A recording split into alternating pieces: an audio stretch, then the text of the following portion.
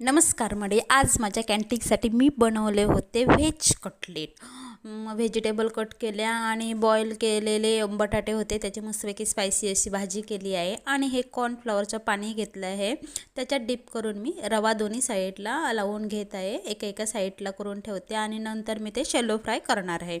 So ही तो आजची माझी तयारी कॅन्टीनसाठी. आणि माझ्या स्पंदनला मी मस्तपैकी रेडी केलं, स्कूलला पाठवलं. आणि थोड्या वेळाने तो नंतर स्कूलमधून येणार होता, तर मी जेवण वगैरे पटापटा आवरून घेतले. आणि हा आमचा स्पंदन आला, युनिफॉर्म वगैरे काढला आणि गेला लगेच मातीत खेळायला. मी पण त्याला काही अडवत नाही मातीत खेळताना, कारण हेच वय असतं.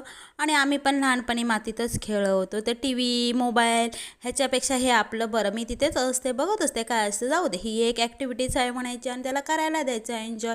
आता नाही खेळणार तर मग कधी खेळणार तो, म्हणून मी मस्तपैकी त्याला एन्जॉय करते. त्याच्यानंतर मी माझे कपडे शिवायला घेतले आहे. तुम्हाला आज मुद्दाम म्हणून मी दाखवायचा प्रयत्न करत होती की मी जो घातला आहे ड्रेस ना, तो मी स्वतः शिवलेला आहे. नाईटी मटेरियलचा जो उरतो ना, त्या कपड्याचा हा मी शिवलेला आहे. त्याच्यानंतर आजपासून मी तुम्हाला कलेक्शन दाखवते. मी जे जे शिवलेले नाईटी आहेत ना, ते आता मी तुम्हाला एक एक दाखवते. हे बघा, हे मटेरियल आहे. जो ब्ल्यू कलर दिसतो तो मी माझ्या स्वतःसाठी शिवलेला होता, बाकी 2 कस्टमरने घेतला. तो हा बघा, हा मस्तपैकी व्हीनेक पॉकेट आहे त्याला. आणि मस्तपैकी असा मी शिवलेला आहे. आणि त्याच्यानंतर हे बाकीचे पण नाईटी आहेत, ज्या मस्त मस्त मी शिवलेल्या आहेत, ज्या की मला शिवायला आवडतं, माझी आवड आहे म्हणून मी. आणि हा फ्रॉक टाईप आहे, शॉर्ट नाईटी कोणाला आवडतात त्यांच्यासाठी ह्या शॉर्ट नाईटी शिवल्या होत्या मी.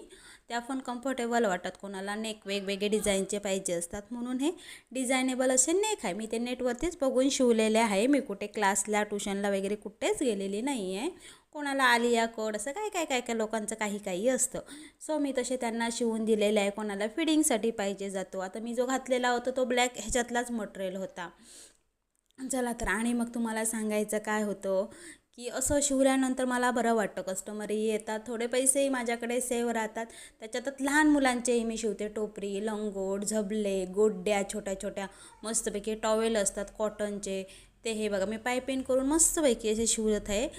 मला ते खूप आवडतात, लहान मुलांचे शिवायला टोपरी वगैरे खूप आवडतात, म्हणून माझी हॉबी म्हणून मी हे सगळं करते. आणि त्याच्यातच एक हे फ्रॉक आहे. आणि त्या फ्रॉकचंच मला सांगायचं होतं. माझी नणंद होती आणि तिच्या साईडची एक मुलगी होती, ती म्हणाली की आम्हाला एक दोघींना असं शिवून दे, सेम मॅचिंग असं. म्हणून मी ह्या दोघांसाठी शिवलं. मला खूप आवडले, किती छान दिसतात ना दोघीही, मस्तपैकी